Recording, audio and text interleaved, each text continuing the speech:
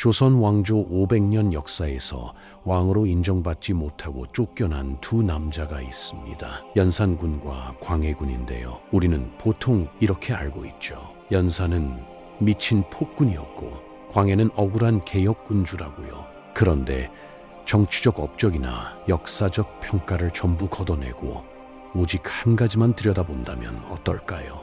바로 인간으로서의 잔혹함입니다. 한 명은 감정의 노예가 되어 피의 축제를 벌였고 한 명은 이성의 노예가 되어 형제의 숨통을 조였거든요. 오늘 우리가 파헤칠 건 누가 더 나은 왕이었느냐가 아닙니다. 누가 더 비인간적이었느냐죠.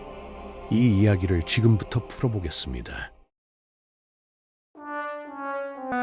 조선의 비밀 찌라시. 연산군부터 봐야 합니다. 이 사람의 잔혹함은 뜨거웠어요. 폭발하는 분노, 통제할 수 없는 광기, 그리고 타인의 고통을 즐기는 가학성까지 갖췄죠. 1504년 갑자사화가 터집니다. 연산군은 어머니 윤씨가 폐비되어 사약을 받았다는 진실을 알게 되거든요. 그 순간부터 복수가 시작됩니다. 어머니의 폐위에 찬성했던 신하들을 찾아내 죽이기 시작하는데 여기서 끝이 아니에요. 이미 죽은 사람들의 무덤을 파헤칩니다. 부관참시라고 하죠. 시신을 끌어내서 목을 베고 뼈를 갈아서 바람에 날려버리는 쇄골표풍까지 시행했어요. 죽음으로도 용서받지 못한 겁니다. 그런데 여기서 더 소름 끼치는 게 있습니다. 연산군은 자신이 미워하는 신하의 시신으로 젓갈을 담았어요. 사람의 시신을요. 유교 국가에서 조상의 무덤을 파헤치는 것만 해도 상상할 수 없는 죄인데 시신을 식재료처럼 다룬 겁니다. 이건 복수가 아니라 유희였습니다. 연산군은 타인의 고통과 죽음을 가지고 놀았어요. 성균관을 기생들의 거처로 만들고 종친의 부인들까지 범했죠. 조선의 근간인 유교 질서를 비웃으며 세상을 자신의 거대한 놀이터로 만들어버린 겁니다. 신하들의 목에 신원패를 걸어 입을 막고 간언하는 사람은 혀를 뽑았어요. 자신에게 쓴소리하는 모든 목소리를 지워버린 거죠. 연산군의 잔혹함은 충동적이었습니다. 감정이 폭발하면 누구든 죽였고 분노가 가라앉지 않으면 죽은 자까지 파헤쳤거든요. 이 사람은 자신의 감정을 통제하지 못했어요. 아니, 통제할 생각이 없었습니다. 오히려 그 감정을 최대한 분출하며 살았죠. 그게 연산군의 뜨거운 광기였습니다. 이제 광해군을 봐야 합니다. 이 사람의 잔혹함은 차가웠어요. 계산적이고 침착하고 감정을 철저히 배제한 냉혈이었죠. 광해군은 왕이 되는 순간부터 위협에 둘러싸여 있었습니다. 서자 출신이라는 불완전한 정통성, 형 임해군의 권력욕, 그리고 적자인 영창대군을 옹립하려는 서인 세력. 광해군은 살아남기 위해 선택합니다. 제거하기로요. 임해군은 유배 보내서 죽였습니다. 그런데 영창대군은 달랐어요.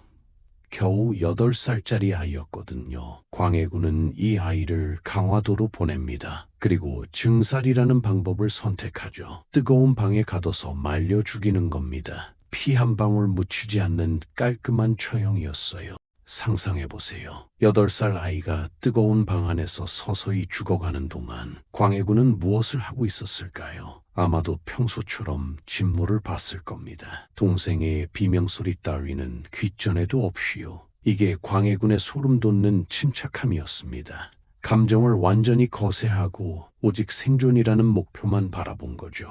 여기서 끝이 아닙니다. 광해군 시대에 백성들은 굶주림에 시달렸어요. 임진왜란 이후 조선은 완전히 폐허였고 사람들이 인육을 먹는다는 상소문이 올라올 정도였죠. 그런데 광해군은 뭘 하고 있었을까요? 궁궐을 다시 짓고 있었습니다. 풍수지리와 미신에 집착해서 왕기를 살린다며 국가 재정을 쏟아부었어요. 백성들의 고통보다 자신의 안위가 먼저였습니다.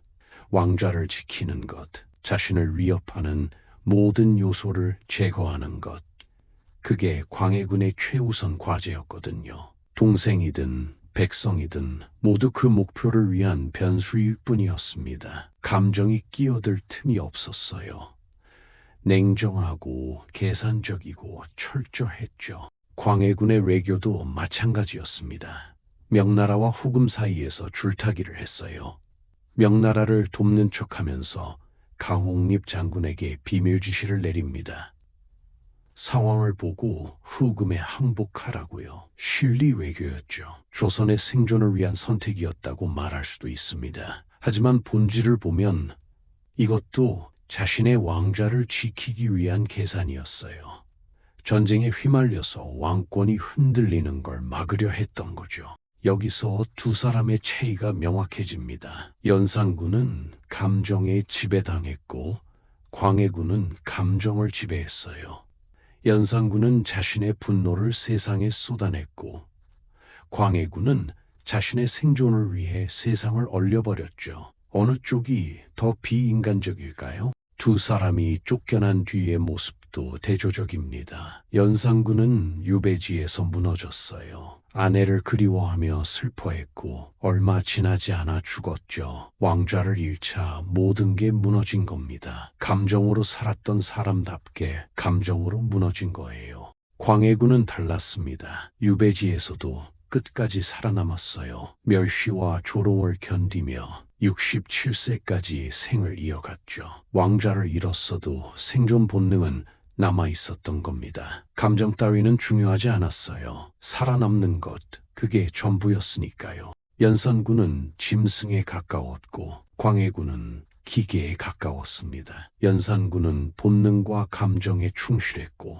광해군은 계산과 이성에 충실했어요. 둘 다 인간성의 한계를 보여줬지만 그 방향은 정반대였죠. 자, 이제 질문을 던져야 할 때입니다. 자신을 파괴하며 세상을 불태운 뜨거운 광기와 자신을 지키기 위해 주변을 얼려버린 차가운 냉혹. 여러분이 보시기에 더 비인간적인 폭군은 누구입니까? 연산군은 적어도 인간다운 감정은 있었습니다. 분노, 슬픔, 그리움, 통제하지 못했을 뿐이죠. 광해군은 감정 자체를 거세했어요. 8살 동생을 죽이면서도 눈 하나 깜빡이지 않았을 정도로요. 역사는 광해군을 재평가하고 있습니다. 대동법을 시행했고 동의보감을 편찬했고 실리 외교를 펼쳤다고요. 정치적으로는 맞는 말입니다. 하지만 인간으로서는 어떨까요? 목적을 위해 수단을 가리지 않는 사람, 감정을 완전히 배제하고 계산만 하는 사람, 그게 과연 인간다운 걸까요? 반대로 연산군은 변명의 여지가 없는 폭군으로 기록됐습니다. 시스템을 파괴했고 백성을 학대했고 국가를 망쳤다고요. 이것도 맞는 말입니다. 하지만 그는 적어도 인간이었어요. 통제할 수 없는 감정에 휘둘린 너무나 인간적인 괴물이었죠. 결국 둘 다 괴물이었습니다. 한 명은 뜨겁게 타올랐고 한 명은 차갑게 얼어붙었어요. 한 명은 감정의 노예였고 한 명은 이성의 노예였죠. 조선은 두 명 모두를 받아들일 수 없었고 결국 쫓아냈습니다. 당신이라면 어느 쪽을 선택하시겠습니까? 자신을 불태우며 세상을 파괴한 광기, 아니면 자신을 지키며 주변을 희생시킨 냉혹. 댓글로 의견을 남겨주세요. 여러분의 선택이 궁금합니다.